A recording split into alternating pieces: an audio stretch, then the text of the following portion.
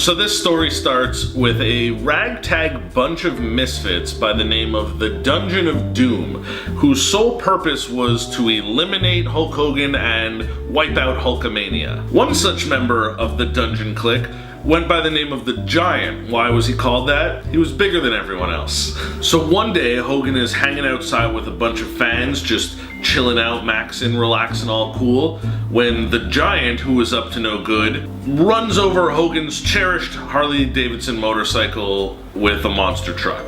Because he just drives a monster truck. He's a big guy, obviously, needs a big car. What do you expect? What else is he gonna drive? A smart car? A Jetta? A Prius? As if that wasn't enough, later that night, Hogan's in a match and the Giant comes out, kicks the shit out of him, and like snaps his neck. You never want to get your neck snapped, especially by a Giant. A couple weeks later on Nitro, he does it again, and the Giant snaps Hogan's already injured neck, and then to add insult to injury, they shave his mustache. On top of that, the Dungeon of Doom announces that they have an insurance plan in case the Giant isn't good enough, I guess, and their insurance plan to wipe out Hulkamania is the Yeti. So now we have arrived at Halloween Havoc 1995. The Giant and Hulk Hogan are facing off not once but twice in two separate kind of battles. See, in the main event they'll wrestle for the heavyweight title, but right before that they're gonna drive monster trucks. In the first ever monster truck sumo match on the top of a building, Hulk Hogan squares off against the Giant. It's essentially sumo match rules, like pushing someone out of a circle, but with two monster trucks driven by two professional wrestlers. Hogan wins the monster truck sumo match. The Giant is so upset about this defeat that he gets out, confronts Hogan, they sort of end up on the edge of the building, and the Giant falls off.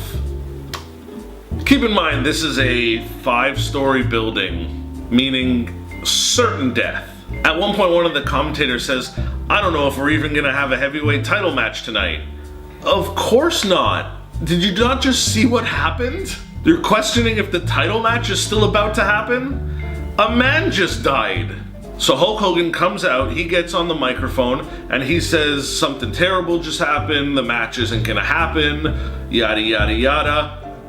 What do you know, out comes the Giant. He fell off a 5-story building a mere 7 minutes ago, but now he's here and he's ready to wrestle without a scratch on him. The match starts, it's a 1-on-5 of a wrestling match. The Giant wins by disqualification because there's no reason. They just say he's the winner. And then, what do you know, from before, out comes the Yeti, and he's this mummy creature who's really big. He's even bigger than the Giant. He gets into the ring and wraps his arms around Hulk Hogan, who's already getting bear hugged by the Giant, and the two of them just kinda shake.